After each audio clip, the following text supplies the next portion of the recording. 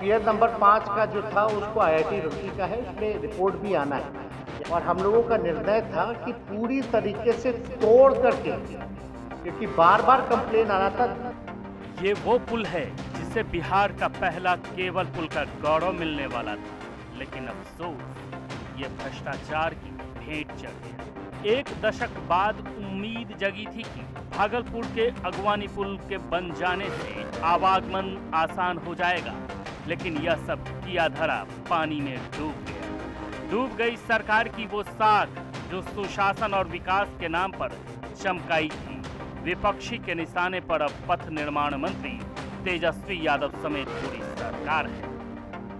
नीयत में जब खोट हो तो नीति कैसे सफल हो। बिहार के मुख्यमंत्री जी, आप इसी भ्रष्टाचारियों के साथ गलबहियां किए थे। 2014 में भी आपके साथ यही थे और एक बार पुल सुल्तानगंज के तरफ गिरा था और आज पुल खगड़िया के तरफ गिरा।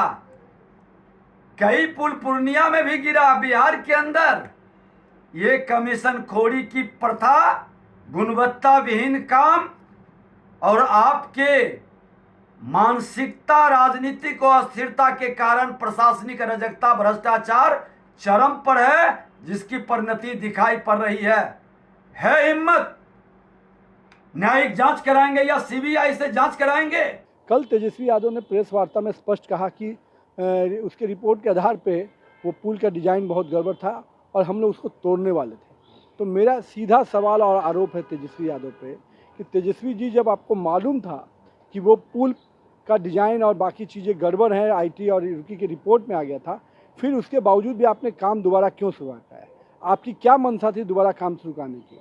मार्च महीने में आप ही के विधायकों ने, जदयू और कांग्रेस के विधायकों ने इस पर दोबारा सवाल उठाया, तो आपने स्पष्ट रूप से जवाब में कहा कि नहीं, ये सब कुछ ठीक है, पूरी तरह से अच्छी काम चल रहा है, 20 में हम काम पूरा कर देंगे।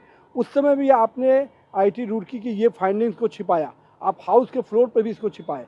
तो कहीं ना कहीं आपकी शुरू से मंशा रही सही रिपोर्ट को किनारे कर काम करवाने की।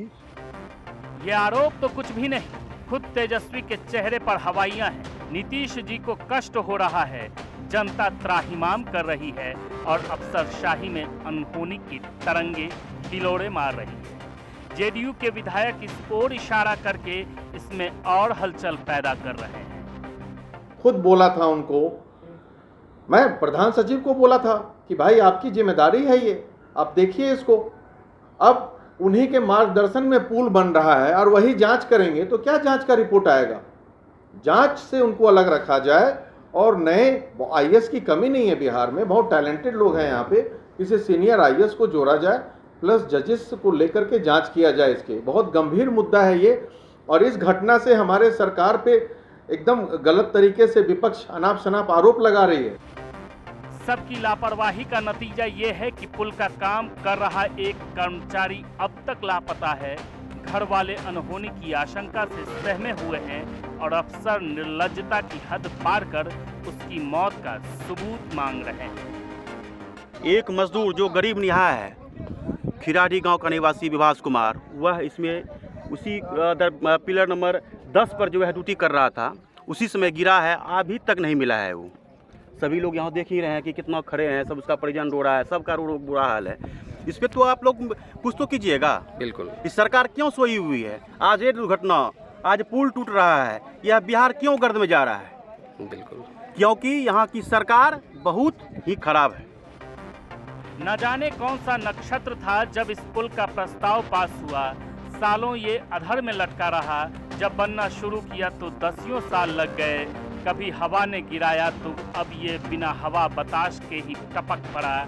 ऐसा लगा जैसे अगवानी अपनी व्यथा बताने खुद गंगा मैया की शरण में पहुंच गया। आवागमन जरूर टूट गया, लेकिन इसी टूटे पुल पर सियासत रफ्तार पकड़ेगी। बिहार की जनता पूछ रही है, अब अगवानी कौन करेगा? Bureau report, ETV Bharat.